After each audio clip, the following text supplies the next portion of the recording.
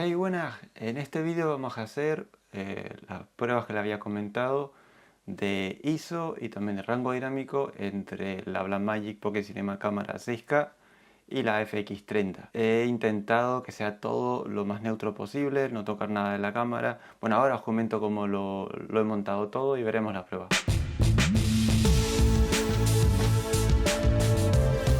A ver, he intentado de que las pruebas sean lo más neutro posible, es decir, he pensado en no tocar absolutamente nada de la cámara, está constantemente a f2.8, utilizo un objetivo vintage, el Soico, para que sea exactamente el mismo en ambas cámaras, como tiene montura F, se ha puesto la montura F pues con la Blackmagic y por el otro lado le puse un adaptador en el que no creo que le quite nitidez.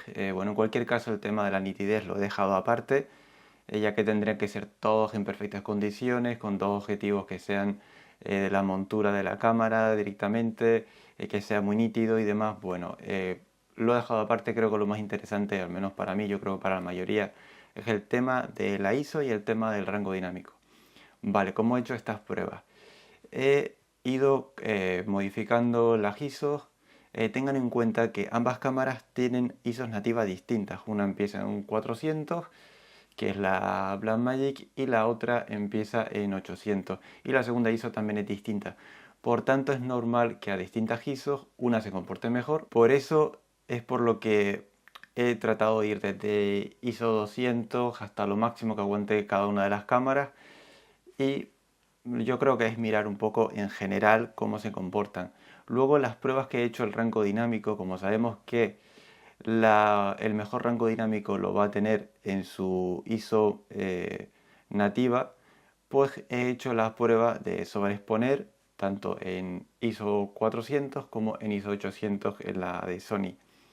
De manera que, bueno, estamos a igual de condiciones en esas ISOs nativas donde vamos a tener ese rango dinámico que te dicen que si de 14 puntos o lo que sea, es decir, el punto óptimo, y ahí vamos a probar realmente cada cámara cómo se comporta.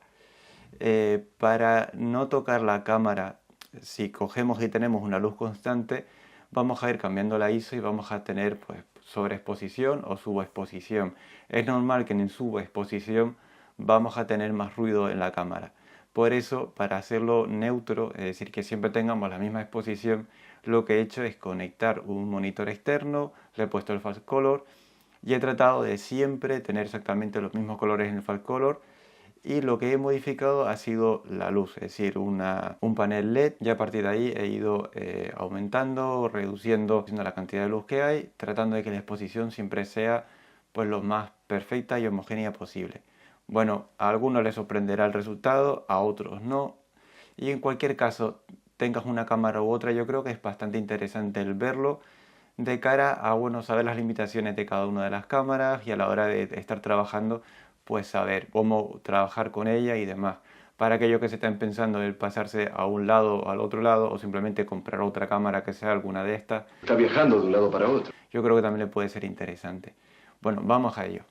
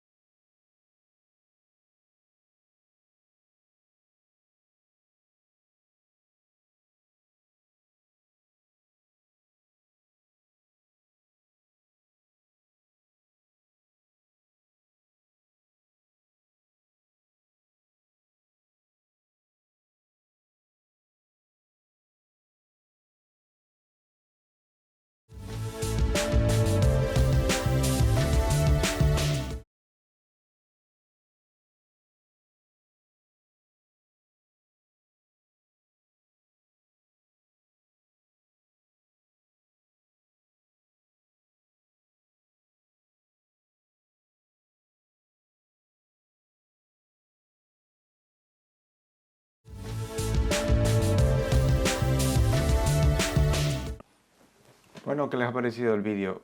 ¿Os parece que realmente hay una que es mucho mejor que la otra? ¿No? ¿Era lo que esperaban? Me encantaría que lo dejen en los comentarios y entre todos comentar lo que hay. Me imagino que habrá opiniones también de todos los tipos, porque siempre con este tipo de cosas es igual un poco subjetivo. Y bueno, en cualquier caso espero que haya sido para la mayoría de utilidad. No sé si han visto este vídeo en Navidad, si es así, pues felices fiestas, espero que hayan podido compartirlo con la familia. Y bueno, pues esto ha sido todo y hasta otra.